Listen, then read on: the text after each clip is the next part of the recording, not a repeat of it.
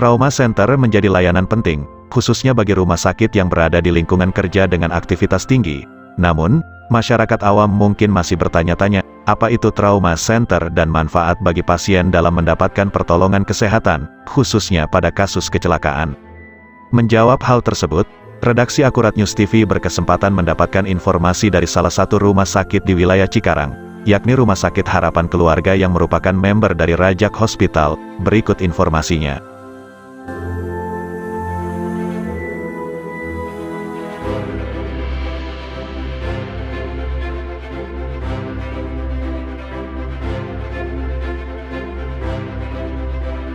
Ya, di sini untuk kriteria trauma center ya, dan kita kebanyakan menangani kasus-kasus trauma yang pasti ya. Dimana kita fokus untuk seperti kecelakaan kerja, trauma akibat lalu lintas, dan kasus yang paling banyak memang dua hal itu ya. Jadi kecelakaan karena kerja dan kecelakaan lalu lintas. Sebenarnya untuk case-case yang sering kita tangani di sini adalah yang pasti secara mayoritas adalah fraktur atau patah tulang ya. Jadi itu yang paling banyak. Jadi baik dia kecelakaan kerja maupun kecelakaan lalu lintas, yang namanya patah tulang udah pasti akan ada. Nah, jadi patah tulang itu seperti apa yang kita bisa tanganin di sini? Kita bisa tangani patah tulang yang sifatnya tertutup dan patah tulang yang sifatnya terbuka, seperti itu. Jadi kita bisa lakukan penanganan dengan pasien yang sudah dikirim dari perusahaan atau dikirim dari ambulan yang membawa dari jalanan ya, seperti itu. Kalau yang tertutup seperti apa? Nah, di sini saya jelaskan untuk fraktur tertutup. Jadi patah tulang yang tidak adanya luka, jadi dia tidak ada hubungan dengan dunia luar, seperti itu. Yang simpelnya ya, tidak ada luka. Lukanya maksudnya pas di dekat daerah patahan, itu patah terbuka. Kalau patah tertutup, dia tidak ada luka ya. Jadi hanya bisa kita lihat bengkak aja, biru ya. Dan ada perubahan bentuk biasanya seperti itu kalau patah tulang. Perubahan bentuk seperti apa? Misalkan pada kaki, yang paling mudah kaki aja ya. Kaki itu di paha ini kan ototnya besar-besar. Biasanya kalau terjadi patah pada paha, kakinya akan pendek karena ketarik oleh otot-ototnya, seperti itu. Nah, kalau ada patah tulang terbuka, berarti disertai dengan adanya luka. Nah, lukanya itu bisa mengenai dari apa? Dari kulit, habis itu masuk ke dalam, ke fascia, otot, ya sampai ke tulang. Baik, bisa juga malah kena ke saraf dan pembuluh darah, gitu. Nah, jadi kasus-kasus itulah yang bisa kita tangani di Harapan Keluarga Rajak Hospital ya. Jadi yang sekarang dengan peralatan yang sudah cukup memadai, pemeriksaan penunjang yang juga cukup memadai ya. Jadi semua itu bisa mensupport untuk dilakukan tindakan operasi pada kasus patah tulang, baik patah tulang tertutup maupun terbuka. Nah, ini ada lagi nih yang cedera atau trauma yang sifatnya masif. Nah, bisa kita bilang namanya crash injury. Itu kenapa kita bilang masif? Karena menimbulkan kerusakan yang sangat hebat di jaringan tubuh kita, baik di jaringan kulitnya, di jaringan ototnya, uratnya, pembuluh darah, maupun sampai ke tulangnya. Bahkan tulangnya itu bisa sampai expose, hilang. Itu crash injury. Atau tulangnya remuk, kita nggak bisa ngapa-ngapain lagi ya. Nah, itu bisa juga kita lakukan penanganan di Rajak Hospital, dan bisa kita lakukan tindakan operasi di sini ya. Walaupun memang nanti tindakan itu tidak akan, maksud tindakan itu tidak dilakukan secara satu tahap, pasti akan 2 atau 3 kali operasi ya, karena sifatnya yang kerusakannya sangat masif, seperti itu yang kita bilang crash injury. Nah, berikut juga kalau misalkan ada seperti kecelakaan kerja yang sering kita dapat di tangan, biasanya mayoritas di tangan. Karena apa? Pada saat bekerja, contohnya di pabrik lah ya, lebih sering menggunakan tangan. Nah, kasus yang lebih sering itu tangannya kejepit mesin, entah mesin press kayak ya, entah dia lagi gotong besi kayak. Nah, itu kalau kejepitnya sangat kuat, kita masukkan ke crash injury. Jadi jarinya itu udah remuk segala macam. Nah, tindakannya akan kita lakukan nanti akan masuk ke kategori rekonstruksi seperti itu. Ya, jadi kita akan perhatikan lagi, mengembalikan lagi anatomi dari jarinya tersebut apabila jarinya rusak. Apabila yang rusak satu tangan seperti itu ya kita akan kembalikan. Tapi memang tidak bisa kita lakukan secara satu tahap atau one step beres gitu. Biasanya akan ada tahap berikutnya. Ya. Nah, seperti ada juga yang kasus tanpa patah tapi jaringan atau soft tisunya rusak, seperti itu ada. Apanya? Jadi tulangnya tidak patah tetapi jaringan lunak soft tisunya itu rusak, seperti ototnya robek, uratnya atau tendonnya robek ya, atau sarafnya putus, seperti itu ada juga ya. Jadi trauma seperti itu ada, tindakan yang dilakukan juga bisa di sini kita lakukan dengan merepair itu semua, merepair ototnya, merepair uratnya, ya, juga merepair sarafnya, atau pembuluh darah yang putus pun kita lakukan repair atau kita rekonstruksi, kita sambung lagi, ya. Jadi pelayanan ortopedi sebenarnya intinya tujuannya adalah kita menyelamatkan anggota tubuh yang cedera atau yang fraktur maupun yang sudah terkena trauma yang masif, kita kembalikan ke bentuk anatomi dan kita mengembalikan ke fungsinya. Tetapi memang kita tidak bisa mengembalikan fungsi seperti 100% keadaan dia sebelum terjadinya injury. Seperti itu. Jadi kasus-kasus ortopedi yang paling banyak adalah yang seperti itu yang kita kerjakan di harapan keluarga. Nah, jadi kalau misalkan nanti kayak dok, bisa nggak misalkan kalau ada kasus yang sudah ini dok ditangani di rumah sakit lain terus dibawa ke sini, ya kita bisa tangani semuanya itu. Atau penanganan pertama di perusahaan, biasanya kan ada klinik di perusahaan ya. Nah, itu bisa kita dari perusahaan langsung kita arahkan untuk penanganan cepat. Jadi memang tindakan kita pun juga kalau terjadi ada patah tulang terbuka, keras injury, luka terbuka, segala macam, itu lakukan emergency sito. Jadi segera kita lakukan tindakan operasi. Sito emergency itu artinya kita mengejar waktu, kita langsung mengejar, ya. Jadi kita berpacu dengan waktu. Jadi makanya kita lakukan tindakan operasi itu semua, dan itu bisa semuanya sampai saat ini terlaksana dengan lancar dan baik. Jadi kita tidak boleh berdelay-delay, masih nunda-nunda ya tindakan yang, karena apa? Kita resiko dengan kematian jaringan dan infeksi seperti itu ya, yang kita tidak inginkan. Jadi makanya tindakan untuk kasus yang seperti tadi saya jelaskan, kita tindakannya lakukan dengan operasi emergensi seperti itu. Kalau kasus ortopedi, kalau yang lain-lain tanpa yang non trauma ya ortopedi juga banyak. Kita kan membicarakan untuk yang kasus yang trauma yang lebih sering terjadi, kecelakaan kerja dengan kecelakaan alam.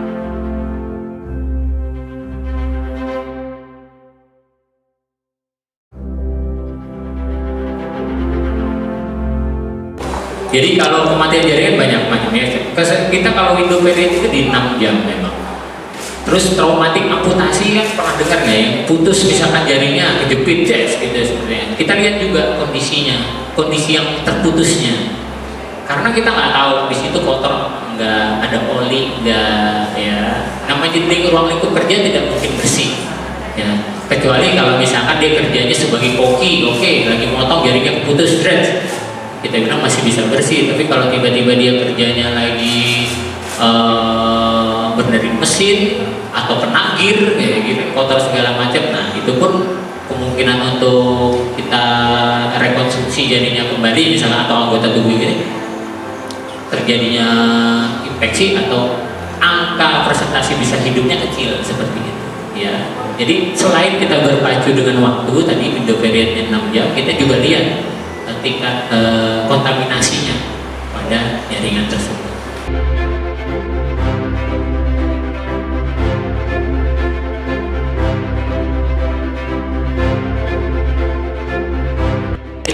Saya jelasin dulu yang terbuka ya.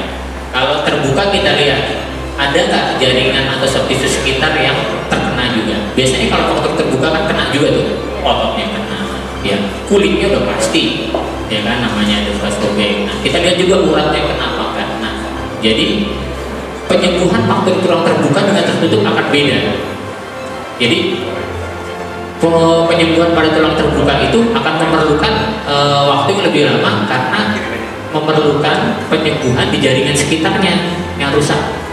Nah, jadi tulang akan sembuh berikut dengan otot, kulit, ya itu juga harus kita perhatikan untuk penyembuhannya. Jadi memang untuk penyembuhan tulang terbuka dengan tertutup itu akan berbeda karena kita akan melihat kalau tulang terbuka jaringan lunak sekitarnya itu soft tisunya itu yang juga jadi konsentrasi kita untuk penyembuhannya. Jadi bukan hanya tulang, oke tulang nyambung tapi tiba-tiba kulitnya nggak sembuh, infeksi sama aja, percuma seperti itu. Jadi, nah kalau pada tulang tertutup seperti biasa dia akan sembuh dalam jangka waktu ya 6 sampai 8 minggu. Itu seperti itu 6-8 minggu tulang akan menyambung ya. Dan kita juga akan mengajari secara bertahap kapan pasien bisa melakukan berjalan, gerakan, terus kapan bisa melakukan yang ringan, kapan yang sedang aja, kapan bisa untuk pekerjaan yang berat seperti itu.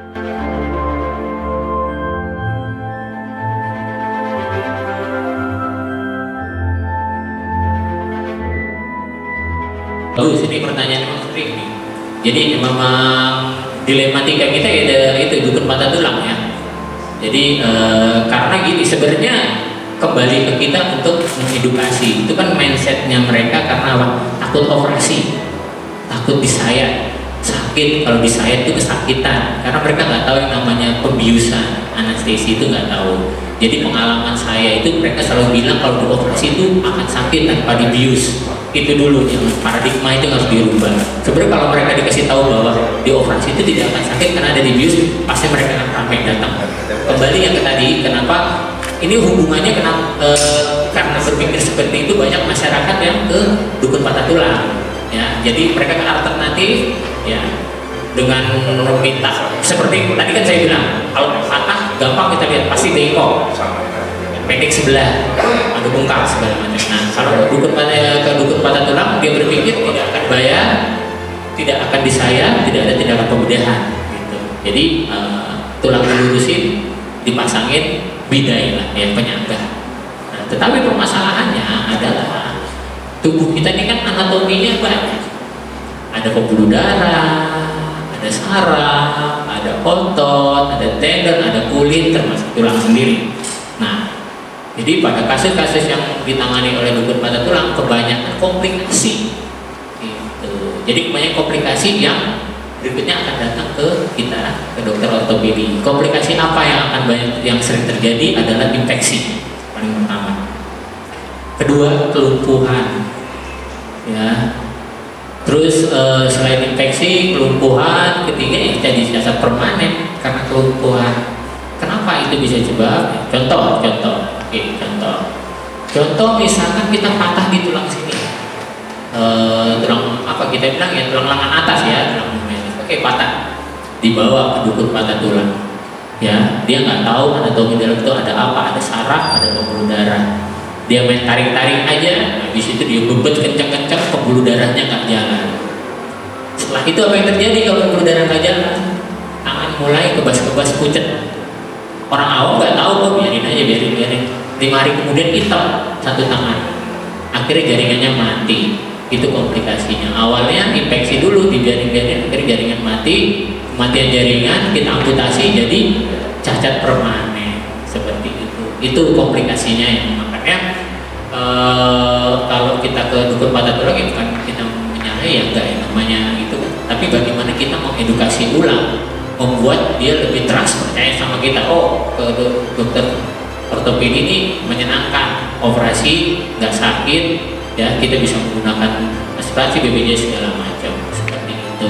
Ya, memang banyak masih saya tangani kasus yang dari dukun patah tulang yang komplikasi, tulangnya bengkok, nggak nyambung lah, terus dia infeksi, kulitnya bernanah, entah sampai ototnya bernanah, itu banyak seperti itu. Jadi itu pun tindakannya tata laksana yang kerja berbeda-beda seperti itu, dan akan lebih sulit pada saat misalkan dia baru datang patah setelah dia ditangani oleh datang saya setelah ditangani oleh dukun patah tulang, itu penangannya beda. Betul. medis saja. Betul.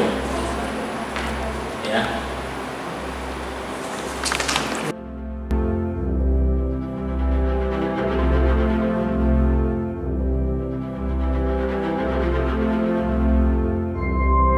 Sebenarnya gini, kalau penanganan pertama dibilang pengaruh ya kalau masyarakat awam, apalagi masyarakat awam yang tahu tahap-tahapnya, step by stepnya dalam berarti kalau kita bantuan hidup dasar, kalau kita ketemu ada orang yang sedang cedera di pinggir jalan ya, itu sangat pengaruh sekali kalau pas orang awam tahu ya.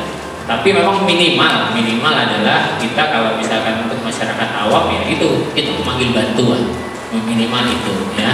Jadi jangan kita menangani sendiri ya, atau kita pun cuekin seperti itu, karena itu sangat pengaruh sekali. Tadi saya bilang kita berpacu dengan waktu ya. Kita nggak tahu namanya kecelakaan, entah dia ada benturan di dada, entah dia ada perdarahan karena ada luka terbuka atau segala macam ya. Kalau misalkan itu tidak terlaksana dengan cepat, salah satu penyebab bisa apa? Kehabisan darah, misalkan dia perdarahan terus bisa menyebabkan kematian seperti itu. Atau ada cedera di dadanya ya kan, kalau misalkan dia cepat, orang awam tahu penanganannya, kalau misalkan udah nggak ngerti bu ya, yang penting cepat panggil bantuan ya, itu pun akan mempengaruhi untuk keselamatan si pasien seperti itu. Kalau saya bilang sangat pengaruh sekali memang kalau orang awam. Setidaknya minimalnya adalah memanggil bantuan, itu aja paling simpelnya ya. Kalau kita nggak tahu mau ngapa-ngapain ya kita minimal memanggil bantuan. Makanya paling ya seenggaknya kita bisa nelpon ya, entah ke polisi terdekat lah, atau kalau bagus ada nomor telepon ke rumah sakit terdekat, itu aja minimal itu, karena memang pengaruh sekali waktu itu sangat berpengaruh ya terhadap pasien. Oke.